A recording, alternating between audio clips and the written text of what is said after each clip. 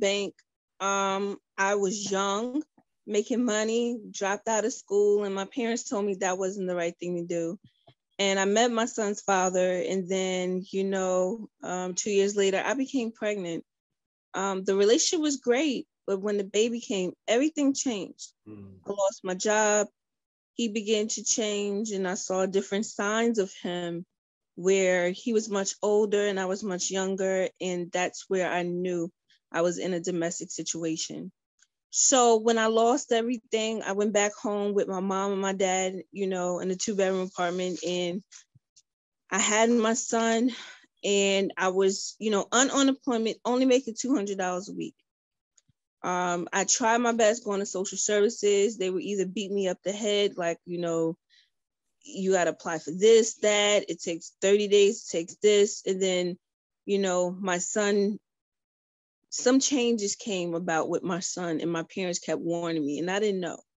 They kept telling me there was something different because they already had 2 grandchildren. And I didn't care. I said, listen, I'm trying to get back into the banking force, the investment force. I'm trying to get back with his father, even though it wasn't a healthy relationship. But one day my son started staring into the TV, and he wouldn't stop staring. And my mom said, we need to call the pediatrician immediately. We called the pediatrician immediately. And when I went into the doctor's office, something came over me. I don't know if it was angels up above or something.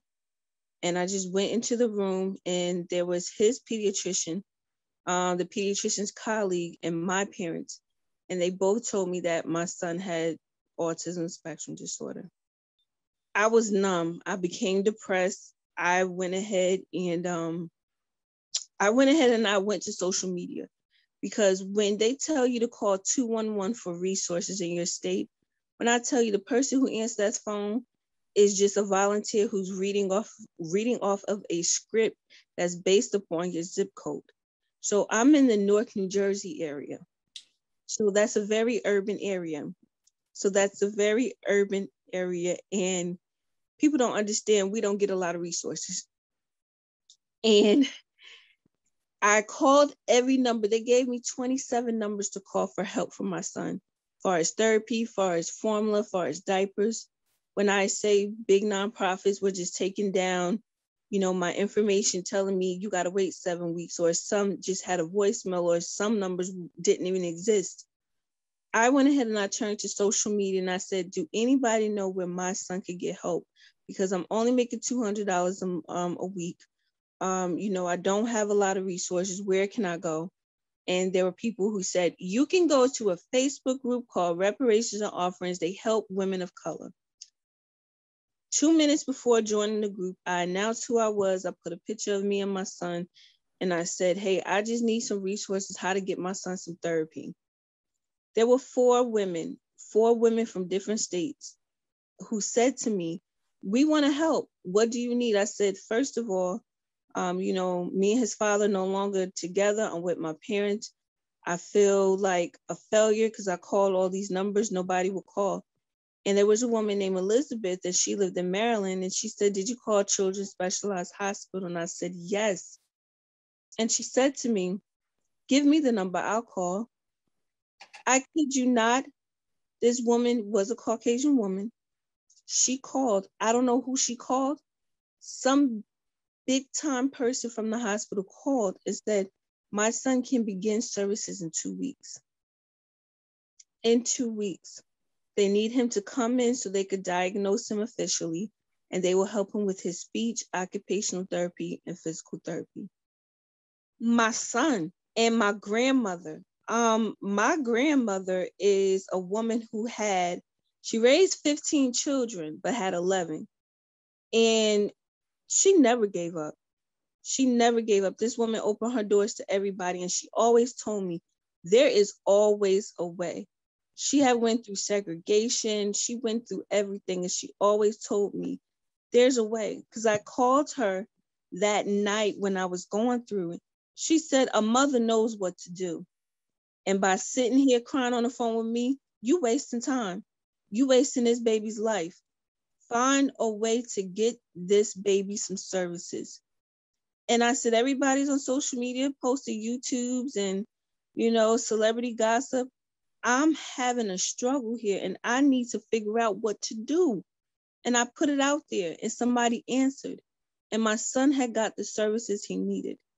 So that's what gave me the strength, him. And just knowing that I'm not just going to be dealing with this just at this moment. I might be a single mother for the rest of my life. So I got to put on my big girl panties, put on that beautiful lipstick, and just talk and just put it out there that I need help.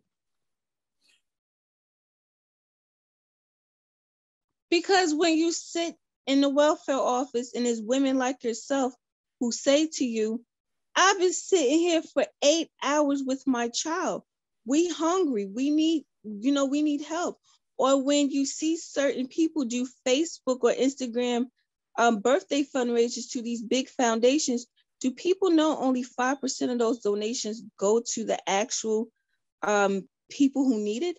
When people are in fires, certain nonprofits, they don't house those families who lost everything forever. They only give them 3 days and then they're out on the street. I had mothers who came to me and who said, I only have a hotel voucher for 3 days. Can you help me? I got to get to work tomorrow. Yes, Black Fairy Godmother is going to put you in an Airbnb for 1 month, and then I'm going to stabilize you for 90 days and help you get that apartment. What else you need? Education? You want a certificate? You want a license? I got to work because nobody is doing it. We have so many big activists that are making the money, who are strategizing off of marginalized families' pain, but are they actually doing the work? They have the millions of followers. They have the millions of dollars. I don't have that luxury. I'm a normal mother who lives with her family, who is raised in a family-oriented environment, but I can't keep seeing people suffer. That's why during COVID-19, during that, I made sure over $250,000 went directly towards these families. And I didn't do the work alone. I had white America to help me. I said, all of you guys saying, well, what can I do? What state are you in? Okay, Ms. Johnson need for you to go to CVS to pick up her prescription because she don't have a mask or she's scared to go out. Make that drive. And there were people doing it. It went from 10 to 100. March 20th have turned my life upside down, because we only had 12 volunteers, right? But you get so many teachers, so many people who are in retail, and people who are in the restaurant business who couldn't go back to work. They were saying unemployment was taking weeks. They got families. We had people who were on the verge of suicide. And don't forget, I have a severely autistic son. I was still in school. My school, Essex County, was transforming into virtual.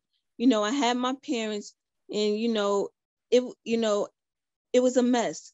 I had to really take an hour of my time and talk to the Lord, because it was so many things that were being hit to me. An hour.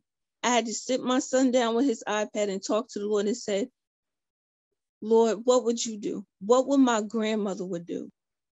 What would she do? And I cried. I didn't even eat. So that morning, I said, I'm not going to sit here and keep watching CNN. I went on live. I said, I need 50 volunteers. So that's one volunteer across the state. Get up and let's get going. There is an Angel Food Assistance Fund. There is a domestic violence fund, and there's emergency assistance funds. We have people who were homeless before the pandemic who need to get housed. We have people who need food. How many of you guys are going to sign up for an Instacart account so we could start sending groceries across America? And that's what we did. We did groceries. We did formula. We even had people in Canada and in England and in Switzerland who were sending Instacart. Lysol. There were people I had checking on neighbors in their neighborhood, because no one checks on the seniors. I said, knock on some of them senior doors, see what they need. We had one lady who had no heat. So I took faith, and the person who said that she needed a heat, I said, do a video chat with her. Because, older people, they're not good with, technology. The woman said, ma'am, I am cold. I have my coat on. We're going to put some oil in there. That same volunteer who knocked on her door, we Venmo'd her, oil truck came. That woman said, wait a minute, I've been calling the city left and right, and I know it's a pandemic, but I was freezing.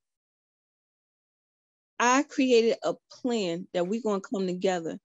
Even people in the international came together with us. We're going to make sure that people eat. We're going to make sure that people are warm. I can't save the world, but I damn sure save plenty of people. Simone, tell me how exactly you became the Black Fairy Godmother. There was a woman in Maryland. She was at the courthouse in Baltimore, Maryland, and they were going to evict her and her child who had a heart condition. And people were tagging me in the post, and I was in school at the time, and they said she needed $1,000 less than 4 hours. And I went ahead, I raised $1,000 on my page, and her name was Teresa. She gave me the name, the Black Fairy Godmother. She's like, you're like a fairy that just saved me and my daughter. And ever since then, the name stuck. I always lived in New Jersey. I'm born and raised, and I'm from East Orange. I came back home to be with my parents. I'm born and raised in East Orange all my life. My parents they've been together for 36 years. When I initially started Essex County in 2007, I started as a psychology major because I was enjoying the banking field, the money, the customer service, and all that. And why I switched to nursing is because there were not a lot of warming people in that field. We don't have a lot of Black women in that field. And my son was not getting the support from many nurses who were women of color. And I said, I'm going to get into that field and go into public health because we need more of us to understand how important it is with public health and individuals with disabilities. So that's why I chose that. We have a website that's called www.theblackfairygodmother.org. They can always go to where it says how we can help.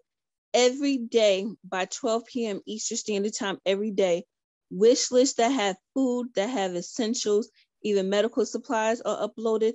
Our Black Fairy Godmother Emergency Fund and the Angel Food Assistance Fund is there. We are in partnership with Instacart. And what Instacart has done for us, since we're doing so many grocery orders per day, they were wondering where it's all coming from because we have a lot of families in the South that really need us as well. They waived our fees. They waived our fees. They waived our delivery fees.